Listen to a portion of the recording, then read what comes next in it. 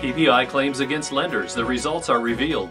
Today, the Financial Ombudsman released their figures relating to complaints they received in the second half of 2011, and Barclays Bank topped the table with a staggering 6,975 new cases being submitted to the Ombudsman for PPI claims. We will highlight some of the other leading offenders for not upholding PPI complaints before they reach the Ombudsman, and maybe, if we continue to expose these figures, then these companies may start to change the way they operate. MBNA Europe Bank Limited. We are hot on the heels of Barclays with 5,377 complaints being submitted to the Ombudsman.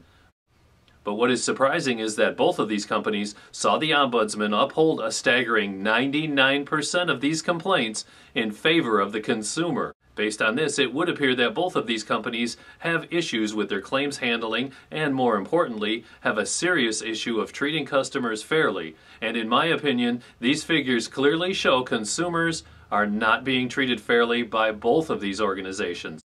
The next big offender is Capital One, Europe. We also had 5,057 PPI complaints registered against them for the same period. The next big offender will come as no surprise to many people, and it is part of Lloyds Bank Group, and it's Black Horse Limited with 4,999 complaints, followed by Lloyds Bank with 4,257 complaints, which in total is over 9,000 complaints. Does the FSA think these figures are okay, or will they take action against the Lloyd Group as, again, in my opinion, it clearly shows that they are not treating customers fairly, especially when 98% of complaints were upheld against Black Horse and 99% upheld against Lloyd's.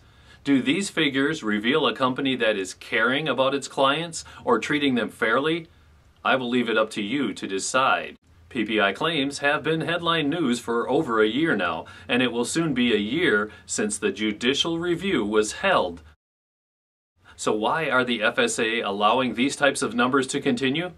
Surely with Lloyd's we have been at the top or close to the top of these complaint statistics for the last 12 months and must clearly see that they are not acting in the best interest of their clients and should come out and explain themselves to the public. Or the FSA must intervene, as this is surely not in the public interest. Some of the other big names on the list include HSBC Bank plc with 2,813, Bank of Scotland plc with 1,954, and Nationwide Building Society with 1,778 PPI complaints against them. These figures, which are purely based on PPI claims, suggest that the problem has not been resolved, and it is the banks that need to sort the problem out, and not claims management companies, as is being suggested by some.